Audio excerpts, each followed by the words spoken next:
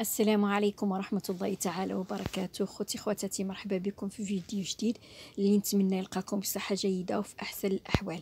اليوم إن شاء الله غنديروا مع بعض فصالة وخياطة ديال شكل من العباية كيجي غزال ورياضي هكذا، شي حاجة اللي هي سبور كتجي زويونه. غادي تشوفوا معايا المراحل ديال الفصاله والخياطه. لهذا الموديل هذا غنستعمل هذا الثوب هذا اللي هو ديال الماي. كيف كتشوفوا معايا عندي واحد في الأوني، يعني لون واحد هو اللون اسود، والثاني فهو كذلك ثوب الماي وهو مخطط، يعني فيه دي غايور. الثوب الأوني عندي فيه مترين في الطول على متر ونصف في العرض، وبالنسبة اللي فيه لاغايور عندي فيه متر ونصف في الطول ومتر ونصف في العرض.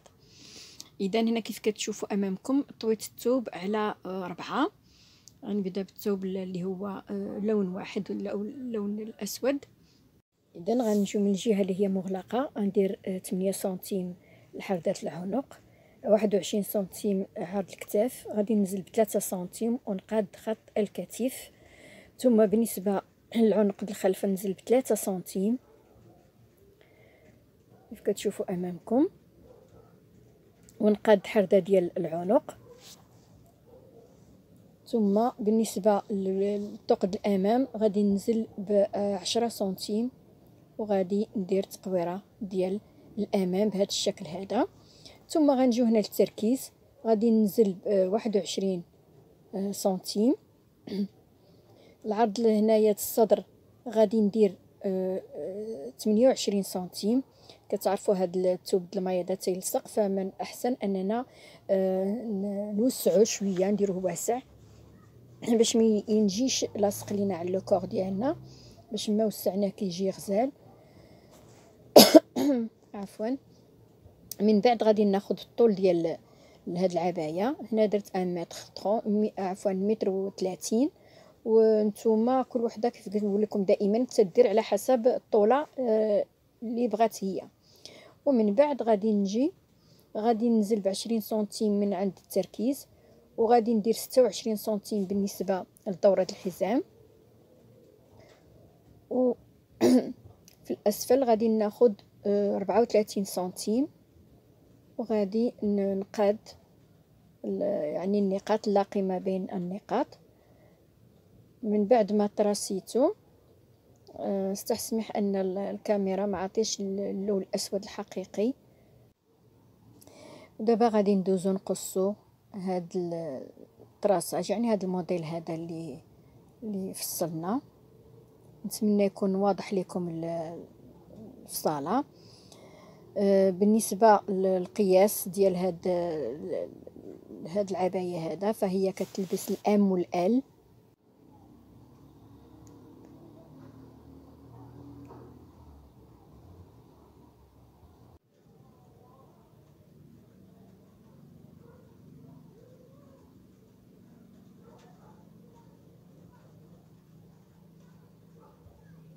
من بعد ما قصيته كيف كتشوفوا معايا، دابا غنفصل الظهر عنا الامام، وغادي نقاد دابا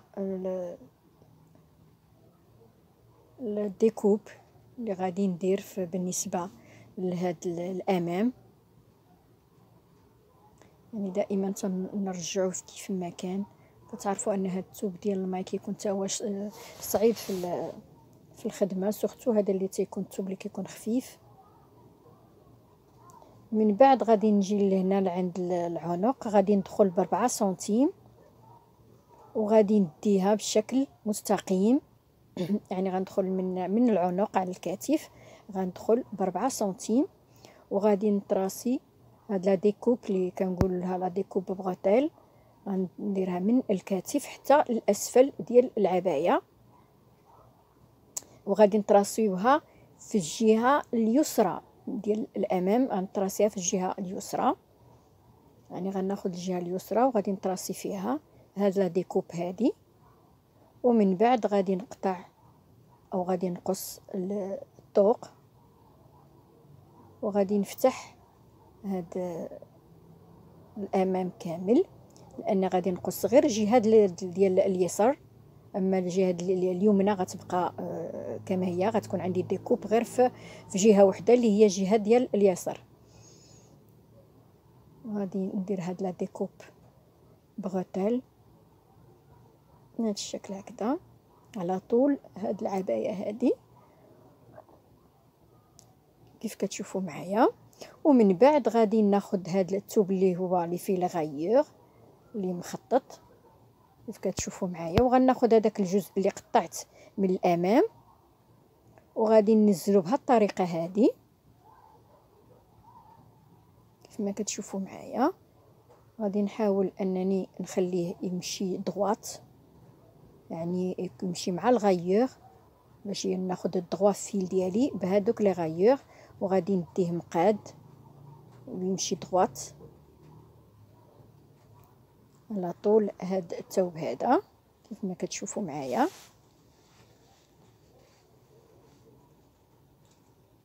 بالشكل هكذا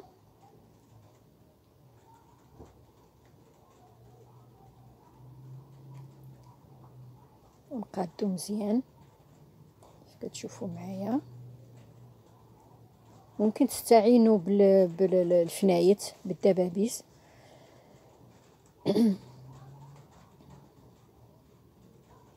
باش ما يزلقش لكم او لا يتسنى الثوب، ولا تستعنوا بالدبابيس بالنسبه للمبتدئات. ومن بعد غادي ناخذ دابا المقص وغادي نقص هاد الجزء هذا د الامام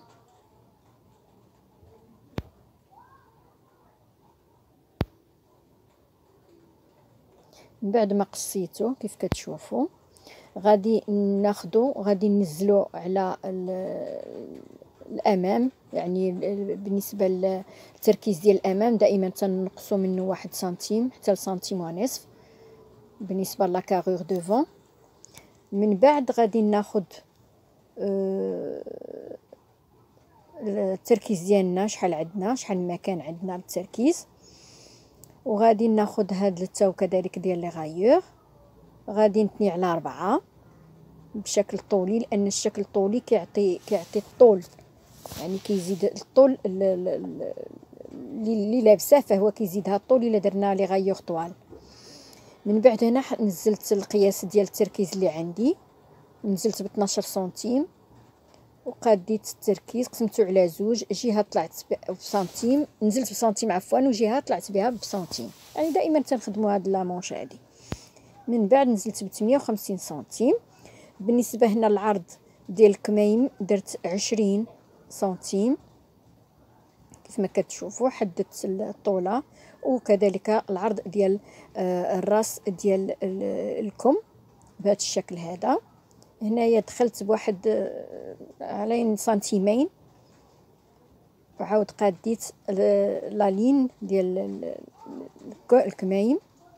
ودابا غادي ندوز نقص الكميمات كيف كتشوفوا.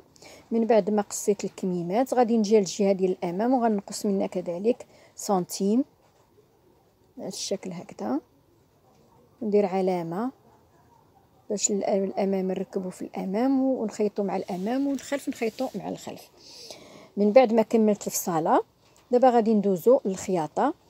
اول حاجه غنشد هاد الجهه د الامام وغادي ناخذ قياس 63 سنتيم وغادي ندير علامه على هذيك 63 سنتيم. نتوما غديروا على حسب فين بغيتوا الفتحه تكون، بغيتي تنزليها بغيتي تزيدي تطلعيها، كيبقى هذاك على حسب القامه ديالك وعلى حسب نتي كيفاش بغيتي الفتحه اللي غتكون في الامام ديال العبايه. من بعد غادي ننزل هذا الثوب هذا اللي فيه لاغايور، نثبتو كذلك بالفنايت كيف ما كتشوفوا. نتمنى يكون الشرح واضح. وغادي نخيط عند هذيك العلامه اللي انا درت، وغنمشي دابا نخيط. من بعد ما خيطتها جات بهذا الشكل كيف كتشوفوا. دابا غادي نجي لهنا في هذه البلاصه اللي خيط، وغادي نخيط على نصف سنتيم. غندي ندير لا سور بيكور، واحد الخياطه تتكون الفوق هكذا. غادي نخيطها على طول هذيك الفتحه من الجهه اللي هي على لون واحد، ثم غنمشي لهذيك الفتحه اللي خليت، وغادي ندير لها كذلك لوغلي ديالها على سنتيم تقريبا، نتني 1 سنتيم، وغادي نخيط هاد الفتحه هادي، يعني ندير لها لوغلي ديالها، ندير لها لا فينيسيون ديال هاد الفتحه د الامام كيف كتشوفوا. يعني غنديرها بالنسبه للجهتين.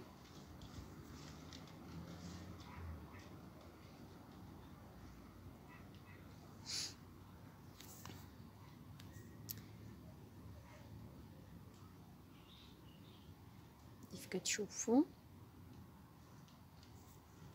انا كنحاول نشد بالفنايت باش نوريكم المكان اللي غادي تكون فيه الخياطه.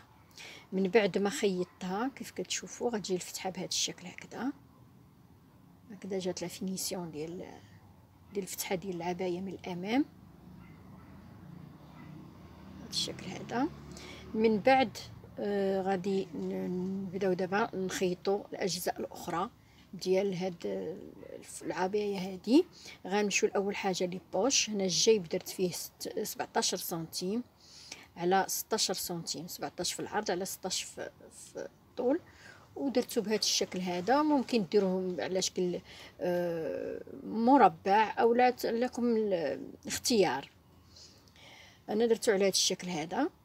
ثم غادي نجي نحسب 48 سنتيم من على الكتف، حسبت 48 سنتيم، وننزل هذاك البوش ديالي نخيط له داك سنتيمين الفوق، ثم ننزلو وندورو بالخياطه لا سنتيم واحد.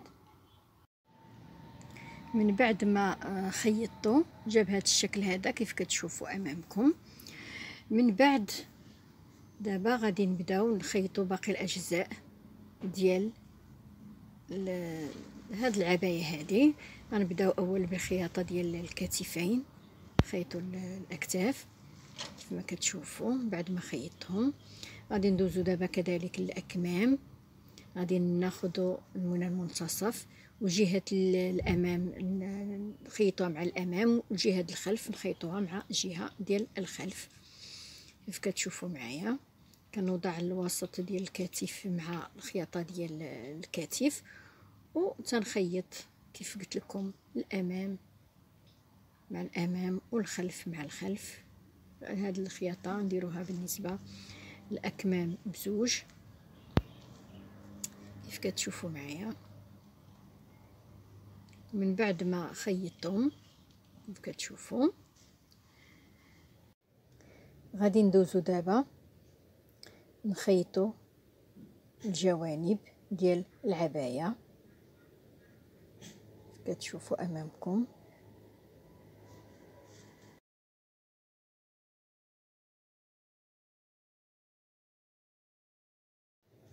فالخياطه هي خياطه سامبل، يعني عاديه ما فيها لا تعقيدات لا والو.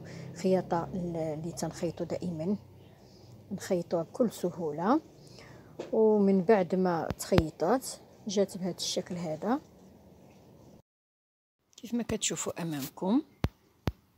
جا الموديل بهذا الشكل هكذا. من بعد ما كملت كيف قلت لكم خياطه الجوانب، دابا غندوزو للكول. بالنسبه للكول غادي ندير له هذا الثوب هذا اللي هو الثوب ديال من خديته من الثوب الغيور. درت فيه 3 سنتيم في العرض و64 الدوره ديال الكول، يعني الدوره ديال الطوق زائد سنتيم ديال الخياطه.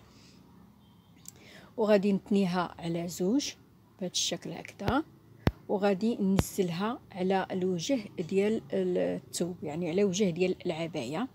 غادي ننزلها بهذا الشكل هذا كيف كتشوفوا امامكم، وغادي ندورها على الكول كامل. وقبل ما ندورها خصني نكون خيطتها، يعني خيطتها على شكل دائره، وعاده غادي نتني على زوج ونبدا نثبتها بهذا الشكل هذا على الدوره ديال الكول.